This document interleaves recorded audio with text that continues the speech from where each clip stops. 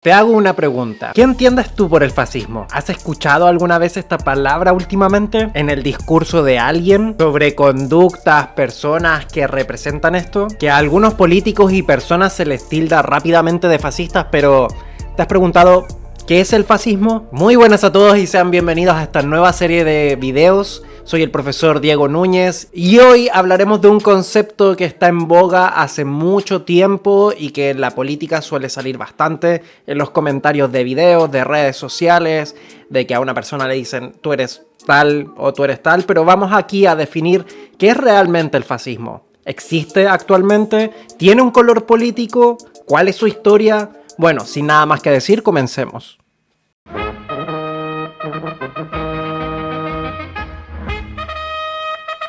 Es claro que la ideología fascista nace en Italia de la mano de dos líderes muy importantes para el planteamiento de la ideología, Gabriele D'Annunzio y Benito Mussolini. Esta ideología tuvo mutaciones en Alemania dando origen al nazismo y en España al franquismo. Al terminar la Primera Guerra Mundial en 1918, el Reino de Italia se hallaba en el grupo de los países vencedores, al aliarse desde 1915 con la Triple Entente en contra de las potencias centrales.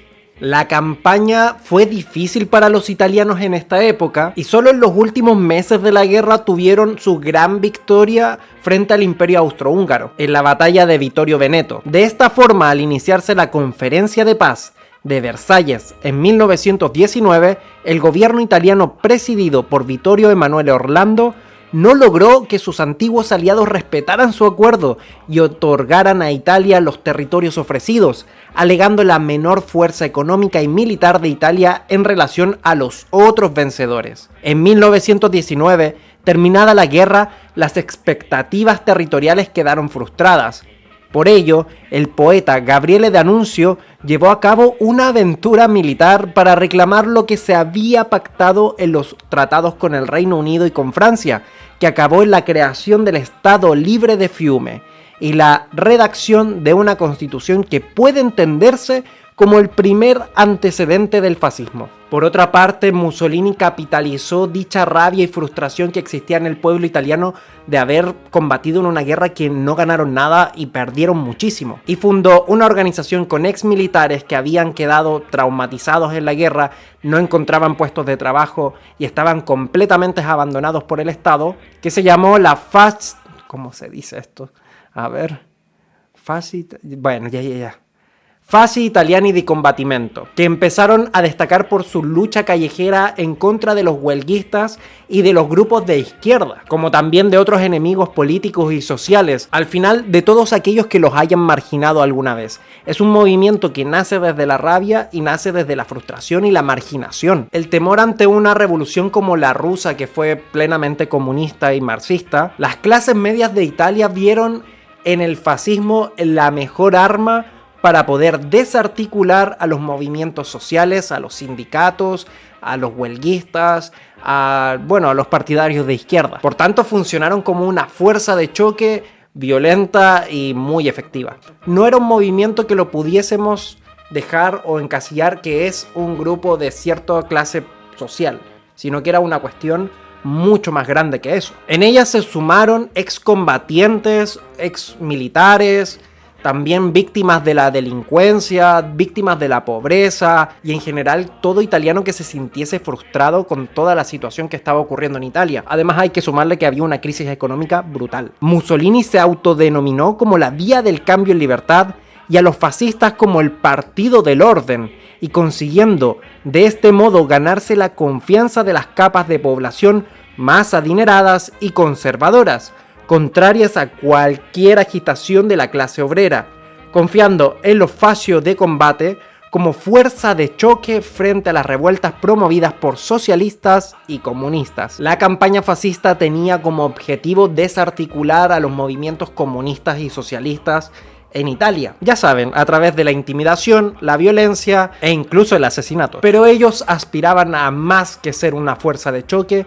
sino que querían el control total del Estado italiano. Por tanto, crearon el PNF, transformando a los fascios di combattimento no solo en un grupo violento callejero, sino que también en un grupo político bien organizado, que quería aceptar los términos legales y la constitución italiana. La popularidad del partido creció aún más cuando los sindicatos afines al Partido Socialista Italiano proclamaron para el 1 de agosto de 1922 una huelga general en toda Italia. Los militantes fascistas por orden de Mussolini sustituyeron a los huelguistas y lograron hacer fallar la protesta, en una demostración de fuerza que impresionó a los líderes patronales de Italia y les hizo ver la conveniencia de aliarse al fascismo para cerrar el paso a una revuelta izquierdista. La amenaza del fascismo quebró todos los cálculos políticos.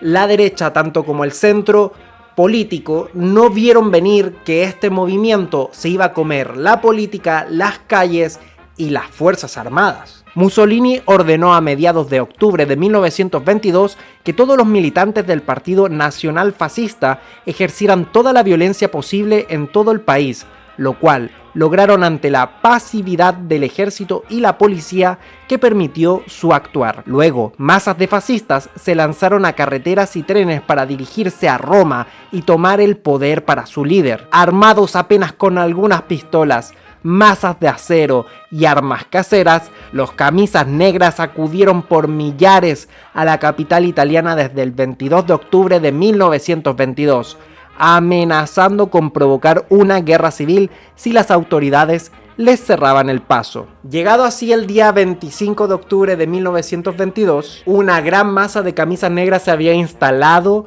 en las afueras de Roma y habían tomado prácticamente la ciudad, y su número no paraba de aumentar y aumentar y aumentar, superando la autoridad del Estado y la del propio rey de Italia, que no tuvieron nada más que hacer que dejar que Mussolini tomase el poder.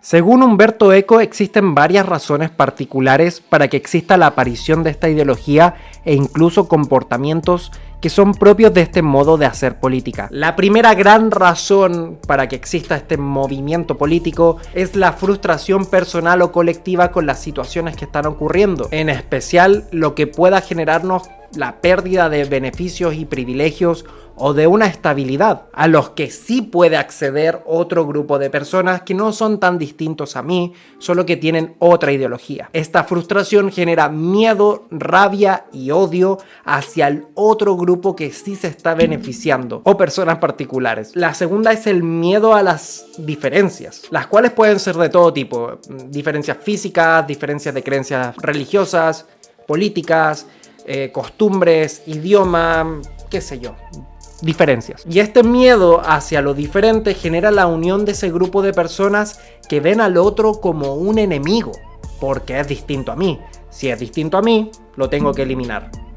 Básicamente es eso. Y lo que nos une a nosotros como el grupo que odia a ese otro grupo es que nacimos en el mismo país, que crecimos en el mismo barrio, que somos italianos de toda la vida, o bueno, de donde seas, pero que existe un sentimiento nacionalista. Entonces, como yo me considero, por ejemplo, en este caso, no tengo nada en contra de Italia, pero si yo me veo a mí mismo como italiano, bueno, que no lo parezco y no lo soy, el otro que no sea igual a mí, que no piense igual que yo, que no viva igual que yo, no es italiano. Por tanto, es un traidor a la patria y no es un real patriota. Siempre se les va a caracterizar a este enemigo como un enemigo grande y poderoso y universal que ha matado a millones de personas en el mundo, o un enemigo débil que la verdad es que no aporta en nada y debemos desecharlo. Tercero, el elitismo y que su líder es la mejor opción para el país. Es el más brillante, el más inteligente, el más guapo, el más divertido, qué sé yo. Es una persona con mucha carisma y que sabe lo que está haciendo y que es el único que puede lograr que nos salgamos todos de la pobreza, de la desigualdad, de todo. Va a solucionar todo. Es el Mesías, es Jesucristo en la tierra. Por tanto, tiene un carácter mesiánico, pero también tiene que responder a ser fiel a todas las convicciones que tenga este grupo fascista. Y que además hay que sumarle que su líder y es superior a todos moralmente, porque su ideología es la correcta. Sus ideas son superiores a cualquier otro, es una persona iluminada. Muy por el contrario, el enemigo o adversario es un imbécil, porque no razona. ¿Te suena de alguien que se comporte así en las redes sociales? Curioso. A mí me suenan de varios que combaten al fascismo con técnicas fascistas. Es mucho más común de lo que parece, en todo caso. Esta idea del elitismo, de transformar la idea del patriotismo en un nacionalismo exacerbado y a veces delirante. Vamos con un cuarto y es el culto a las tradiciones y la nostalgia de volver al pasado. El viejo dicho de todo tiempo pasado fue mejor. Y el fascismo llama a volver a las viejas glorias y que, por lo menos en mi país, Chile volverá a ser grande nuevamente y volveremos a estar muy bien. Ya he escuchado ese discurso mucho y me asusta. ¿Cuándo Chile ha sido grande, la verdad? No, país bastante pequeño. Somos estables, pero ¿grande?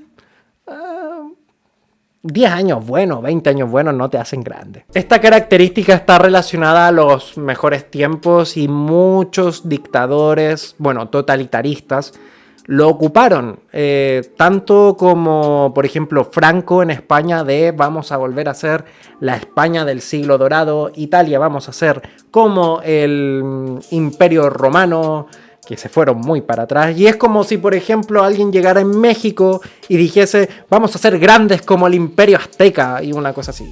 Me suena mucho al discurso de ya saben quién. Vamos a hacer al país grande de nuevo.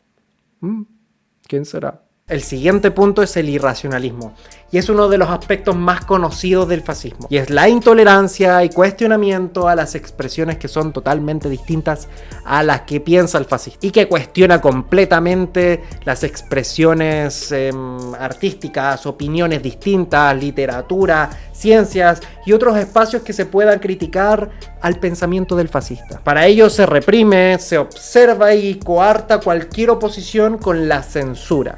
Y esto es fundamental, la censura. Como también el hostigamiento o el llamado bullying actualmente y el juicio por mano propia. ¿Les suena de algo también hacer justicia por la mano propia? Son técnicas fascistas. Así que vamos cuestionando qué tipo de cosas hacemos nosotros mismos. Y ya el siguiente es el ejercicio de la violencia y la guerra permanente, que es otro de los puntos más destacables, que siempre el fascista está en guerra. Siempre hay una guerra y siempre están combatiendo contra algo, ya sea contra las vías democráticas, contra el pacifismo, contra los débiles, porque todos son ingenuos e infantiles, excepto ellos. Que la vida es una guerra y que solo puedes tener dos caminos, o eres cazador o eres presa. Y con esa mentalidad, la violencia es más vistosa y se quiere creer que esta va a ser una manada de lobos que se va a comer el mundo. Bueno, en algún minuto estuvieron a punto de hacerlo. Pero este punto de la guerra constante es contradictorio. Y es uno de los puntos más flacos de las ideas fascistas. Y es porque, ¿qué pasaría si eliminan a todo el que piense distinto? A todos. Llegaría la paz.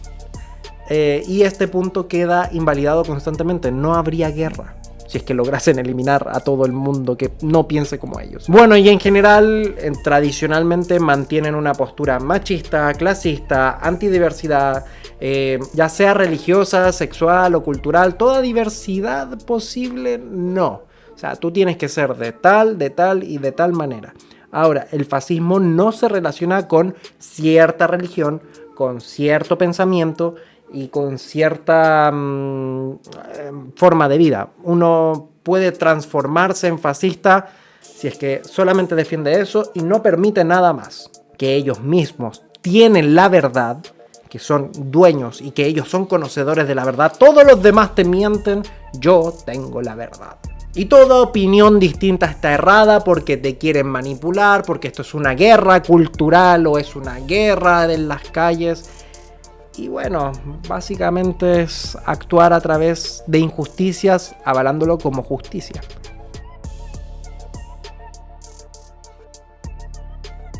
Sí y no.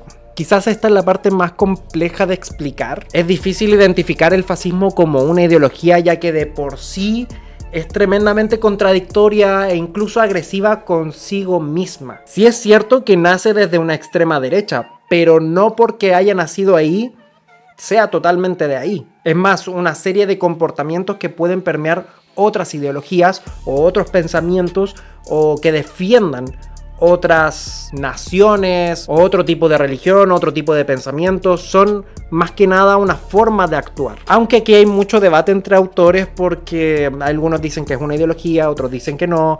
Hay mucho debate, no hay consenso. Es más, intentar identificar a alguien fascista el día de hoy es tremendamente complejo porque tanto en aspectos y rasgos el fascismo ha ido permeando en otras ideologías a lo largo del tiempo. Bueno, a pesar de que no tuvo un final muy bueno en Italia. Al mismo tiempo, al no existir una claridad política, es muy fácil que dos fascismos o dos grupos fascistas puedan encontrar incluso diferencias entre ellos y no se quieran alienar o que no se acepten el uno al otro.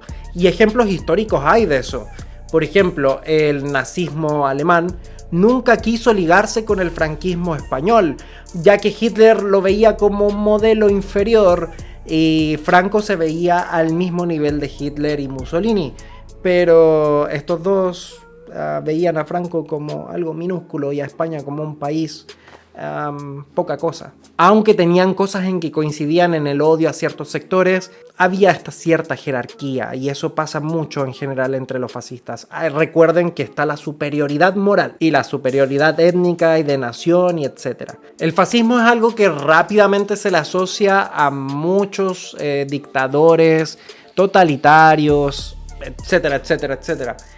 A Hitler en Alemania, a Mussolini en Italia, a Franco en España, a Salazar en Portugal, como también en Latinoamérica. Por ello es muy poco popular asociarse o declararse de esta ideología, pero aunque mucha gente diga que está en contra del fascismo y que lo vean como algo que no hay que aspirar a hacer, aplican técnicas fascistas en su día a día. Vamos, las redes sociales son un gran ejemplo de ello. Defensores de las causas más nobles que hay, mandando a callar y que tú no puedes hablar porque eres tal, tal, tal y tal. O sea, si eso no es fascismo. Como también defender a un líder político que les gusta y no acepta nada más que el otro, y el otro es lo peor que le ha pasado al país o a la nación o al continente o a la humanidad incluso. Así es que el aprendizaje de hoy es que tenemos que tener mucho cuidado con todos estos aspectos y personas que muestran estos rasgos autoritarios, que muestran y que se disfrazan básicamente en ideologías bastante nobles, ya que muchos se determinan como demócratas, progresistas, republicanos o de la tendencia política que sea, pero cuando escuchas sus discursos y entiendes que están todas estas características del fascismo, algunos tienen tendencia a eso. Lo cual muchos cientistas políticos lo están investigando y lo están analizando como no un fascismo, sino que un neofascismo o algo completamente nuevo que responde a tiempos violentos como los actuales. Así que cabe preguntarnos antes de terminar el video, ¿realmente estamos viendo fascistas o estamos frente a un nuevo modelo o una nueva forma de expresar la política que toma cosas del fascismo, pero que es algo totalmente contrario? Me gustaría leer tus respuestas en los comentarios. Ya sabes, suscríbete, dale like, comparte, sígueme en Instagram, Twitter, TikTok, todas esas cosas. Muchas gracias a todos y espero nos vamos a ver en el próximo video donde vamos a responder otra pregunta. ¿Qué es el comunismo? Nos vemos en el próximo video.